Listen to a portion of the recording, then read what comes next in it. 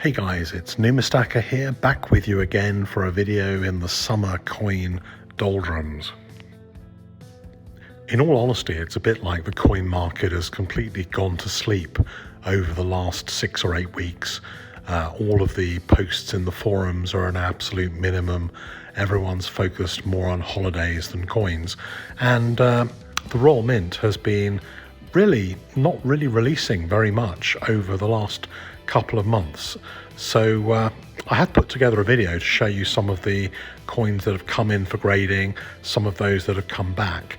And these coins from 1958, these are, I suppose, proofs of record, very rare proofs of record from 1958, have to be one of my absolute favorites. One of the coins that I always wanted to put in my collection have been the gold sovereign or half sovereign from this 1958 year set.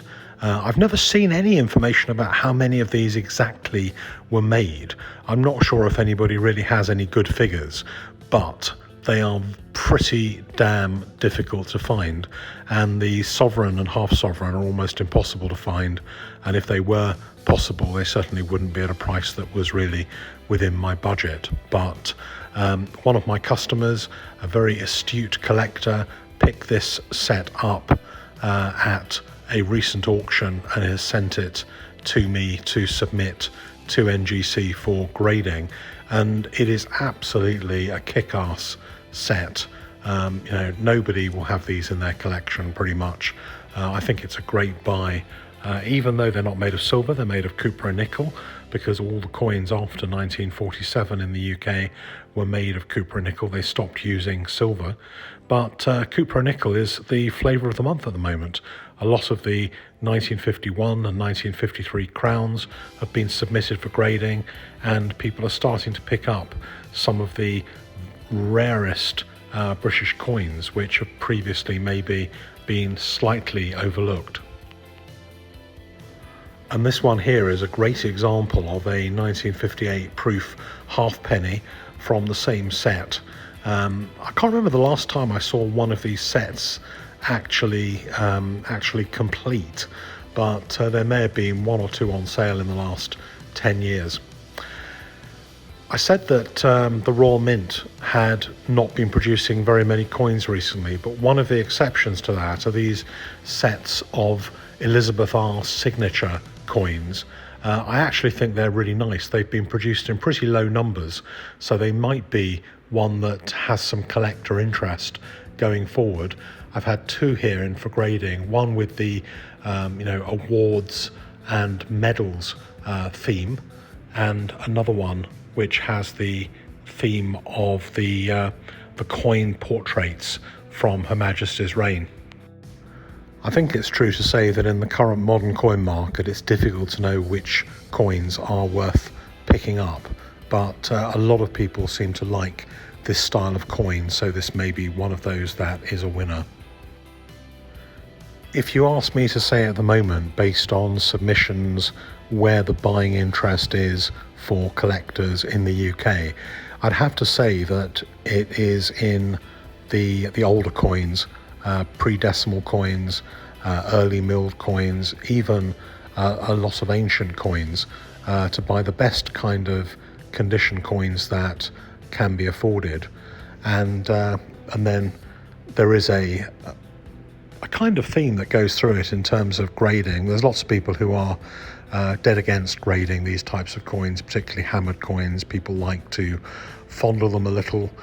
They like to feel the history in their fingers, but there's quite a number of other people who believe that these coins are worthy of slabbing, and particularly those who have a more investment view of coins rather than collectors are very, very prone to taking these kind of coins and putting them through NGC to take a look at what grades they might get, because it's certainly true that on a world market these coins do sell for significant premiums in higher grades.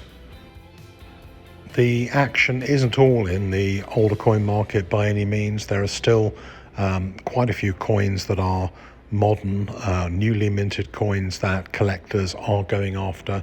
Maybe the premiums are not quite as much as they were during the buzz and rush of COVID, but this one, for example, which is a first releases plain edge Gothic portrait coin, only 125 of those minted, I think is still one that's worthy of being picked up.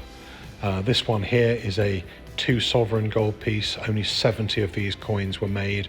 It's a Piedfort gold coin. It's got a plain edge, as you can see here, and I think it's the first anyway 2 sovereign gold piece that's had a plain edge Piedfort, and this one is a pattern coin rather than a coin of the realm, because it didn't receive a royal assent. It was a special coin produced. It doesn't have a watermark, but it is regarded by the mint as a pattern with this double weight, double thickness, plain edge, amazingly lovely coin really, and quite an expensive buy. But then again, only 70 were minted. Here's the sovereign version. A lot of people are after this particular one, because there are a lot of people who collect Piedfort sovereigns, and this will be something which is critical to building a typeset of Piedfort sovereigns. It's the first one that's been a pattern sovereign with a plain edge in this particular format.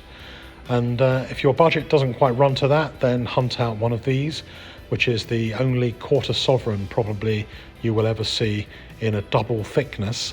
Only 70 of these tiny little coins were made by the mint, and if you see any of these singly, not in the set, going at a reasonable price, they could be worth picking up. So I hope you enjoyed today's video, and that's all from me until after the summer holidays. If you're away on some amazing beach somewhere, then hope you're enjoying yourself, and I'll catch up with you sometime in the next couple of weeks with another Numistacker release.